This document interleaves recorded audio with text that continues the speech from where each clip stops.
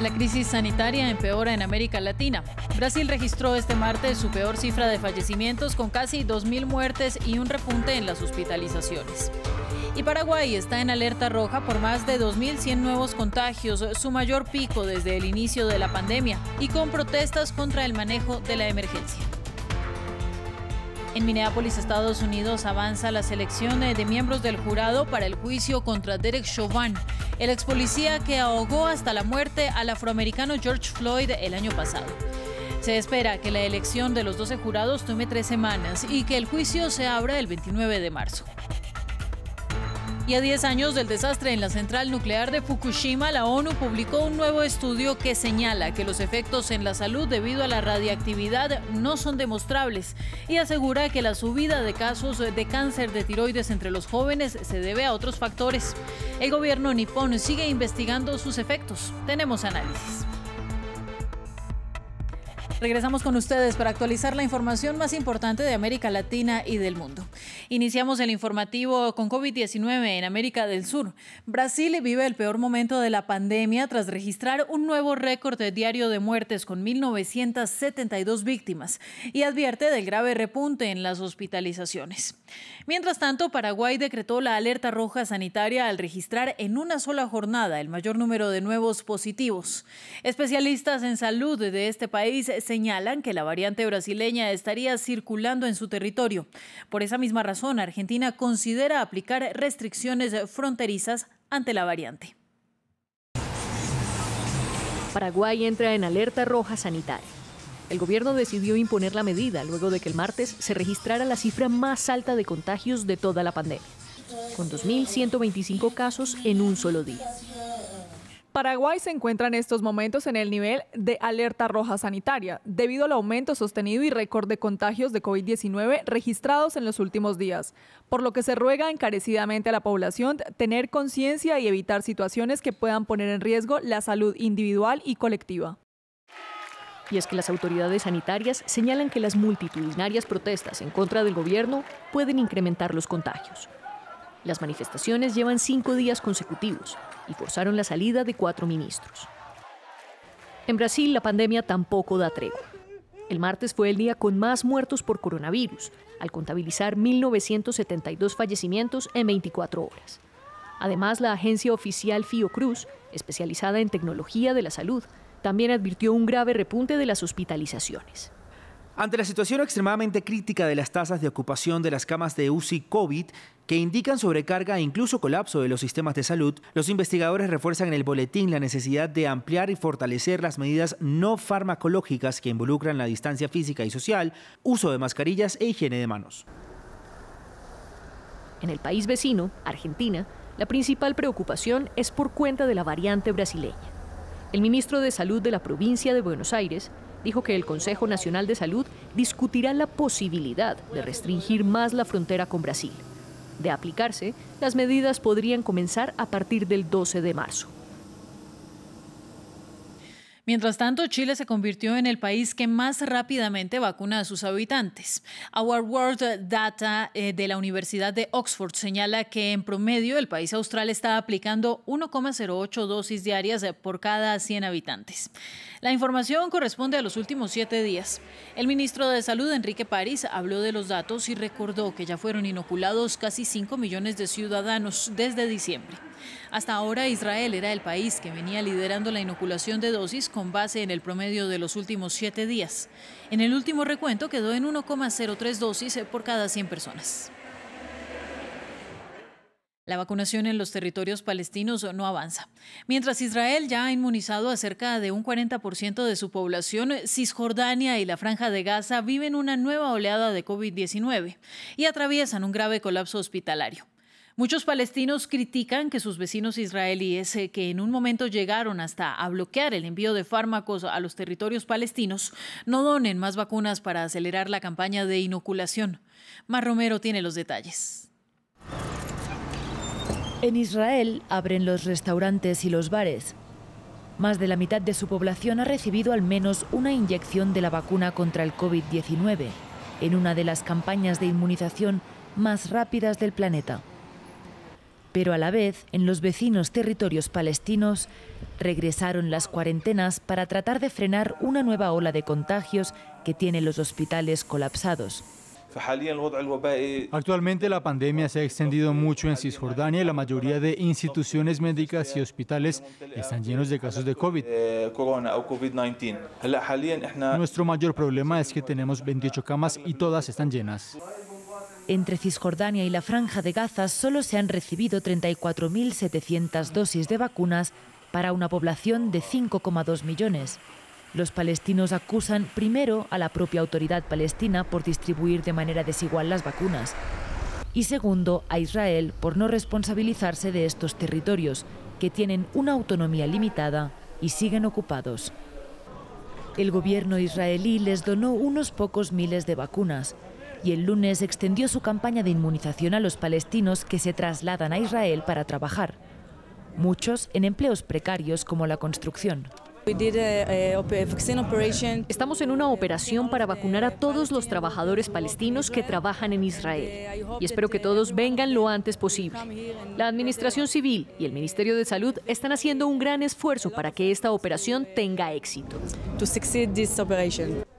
Sin embargo, son solo 120.000 aproximadamente los palestinos que trabajan en Israel. Todavía faltan 5 millones más. Honduras se convirtió en un narcoestado. Eso fue lo que dijeron fiscales estadounidenses en la ciudad de Nueva York, en el marco del juicio contra el presunto traficante de drogas Giovanni Fuentes Ramírez. Señalaron la complicidad del gobierno y de las Fuerzas Armadas para mover grandes cantidades de cocaína a Estados Unidos. Uno de los colaboradores habría sido el propio presidente Juan Orlando Hernández, además de otros políticos del país. Y en Minneapolis, Estados Unidos, continúa la selección de miembros del jurado para el juicio contra Derek Chauvin, el exoficial de policía que asfixió con la rodilla a George Floyd durante un arresto que acabó con su vida el año pasado. Floyd, ciudadano afro de 46 años, suplicó por su vida. El hecho quedó registrado en un video aficionado que se convirtió en una prueba de la brutalidad policial y que desembocó en el proceso para el cual ya fueron elegidos 3 de los 12 miembros del jurado. Hay 3 semanas de plazo para la selección, que será cuidadosa por señalamientos de racismo en el sistema judicial. Chauvin fue despedido de la policía y liberado de la cárcel en octubre pasado con una fianza de $1 millón. Este es un caso histórico. Estoy bastante segura de que terminaremos con un jurado justo e imparcial y tengo que creer eso de todos modos, porque para obtener el resultado que queremos tenemos que creer que las personas adecuadas están ahí. Pasaron 10 años desde la catástrofe de la central nuclear de Fukushima en Japón, destruida parcialmente por un tsunami, tras un fuerte terremoto de magnitud 9, y aún se siguen investigando los efectos de la radiación. El gobierno nipón señaló que continúan las indagaciones en la salud de los habitantes. Por su parte, la ONU emitió un nuevo informe en el que reitera hallazgos del 2014, según los cuales el aumento de cáncer de tiroides en jóvenes no puede atribuirse a la contaminación radiactiva. Vamos a ir al análisis y nos acompaña para ello Florentino Rodao, catedrático de la Universidad Complutense de Madrid y autor del libro La soledad del país vulnerable, sobre la historia reciente de Japón. Señor Florentino, bienvenido. Y usted ha examinado la sociedad japonesa con sus golpes y sus dificultades, pero también con su capacidad de resiliencia tras los hechos dolorosos como el desastre de la planta de Fukushima. 10 años después, ¿está superado este dolor? La gente aún no quiere volver a la región pese a los reportes de que la radiactividad es mucho menor. Efectivamente, desgraciadamente hay que decir que Fukushima no es historia. Es una pena decirlo, pero así es verdad. Entonces se han conseguido algunas cosas, efectivamente, se abrieron y además escuelas muy bien dotadas para que la gente volviera, se han abierto casas, se han abierto pueblos, etcétera, y efectivamente hay algunas gentes que han vuelto, ¿no? Pero hay que decir que todavía faltan muchísimas cosas por hacer. Por ejemplo, a ver dónde se van a poner los restos de la radiación, hay que decidir eso precisamente, dónde vuelve la gente. Hay algunas cosas, se ha empezado a vaciar algo de la energía que quedaba allí en Fukushima, de los restos que había. Pero fíjense, me parece que estaba leyendo el 2032, cuando se piensa que se podría vaciar todo lo restante. Y siguen varios pueblos, además, que todavía son inhabitables. Y este desastre, profesor, se conjuga con otro fenómeno preocupante y es el envejecimiento de la población. Más que en cualquier otra parte de Japón, allí disminuye la densidad poblacional y tiene la gente razón en sentirse aún hoy en peligro por la radioactividad, pese a informes como el que vimos de la ONU que dice que cáncer de tiroides en los niños no aumentó por el accidente de la planta. Justo, desde luego. Fíjense que desde el principio la información que se dio en Japón fue muy carente, de verdad. Se les dijeron cosas precisamente para que estuvieran demasiado tranquilos y la cosa estuvo menos mal. En este caso, por ejemplo, la diferencia fue que se pudo ver en televisión la explosión de uno de los reactores. Eso ahí por lo menos se pudo ver claramente, ¿no? Ahí no mentían. Pero sí, efectivamente, el problema de la población de Japón es muy grave. Fíjese que hace 5 años fue, me parece, 126 millones de habitantes. Actualmente está bajando. Fíjense que las cifras más o menos son, me parece, 30.000 personas que, digamos, que mueren más de los que nacen, ¿no? Entonces la situación en Japón está muy grave y precisamente el problema es eso, que solamente la zona de Tokio es la única que tiene aumento de población. Todo el resto del país ha bajado. Subió un poquito la zona de Kansai, la zona de Kioto, Kobe, Osaka, precisamente por gente venida de la zona de Tohoku, ¿no? Donde el accidente. Pero efectivamente, ahí hay un problema muy grande en Japón, que es el exceso de nacimientos, perdón, el exceso de muertes, el Tasuku, ¿no? Entonces, aquí precisamente es uno de los problemas. Pero fíjense que es un problema para todo el mundo. Es decir, Japón lo está experimentando antes porque Japón apenas ha tenido población inmigrante, ¿eh? Pero esto es una cosa que nos está ocurriendo en todo el mundo. Les digo el caso de España también, porque el caso de Japón fue en 2016, fue el primer año en el que tuvieron menos de 1 millón de nacimientos, ¿vale? Bien, bueno, en España fue lo mismo, que me parece que hubo menos de 200.000 nacimientos en el año 2019.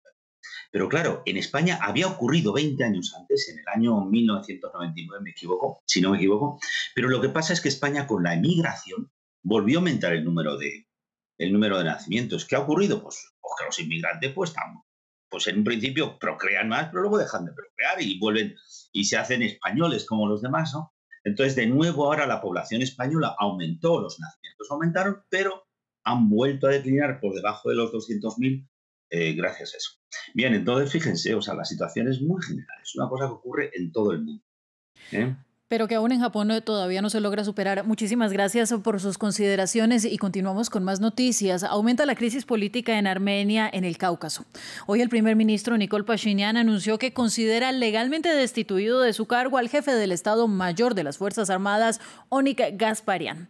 Mientras que los militares y el mismo Gasparian afirman que el proceso es inconstitucional e insisten en que la única vía para solucionar la crisis es la dimisión del primer ministro y elecciones anticipadas.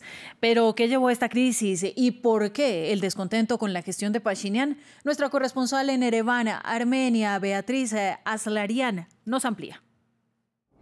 A partir del fin de la guerra de Nagorno-Karabaj, Armenia se encuentra sumida en una profunda crisis política marcada por las movilizaciones de la oposición y los ciudadanos descontentos que exigen la renuncia del primer ministro Nikol Pashinyan y lo acusan de poner en riesgo la seguridad nacional y la integridad territorial de su país. Hoy el gobierno anunció la destitución del jefe de Estado Mayor de las Fuerzas Armadas, Onik Gasparian, manifestando que debido a que el presidente no firmó en el tiempo establecido el proyecto sobre su despido presentado por el primer ministro, ni tampoco lo presentó ante el Tribunal Constitucional, legalmente Onik Gasparian debe dejar de ejercer sus funciones en las Fuerzas Armadas a partir de hoy. Por su parte, Gasparian emitió un comunicado en el cual reafirmó que esta medida no es constitucional y también recurrió al Tribunal Administrativo a los fines de garantizar la supremacía de la ley.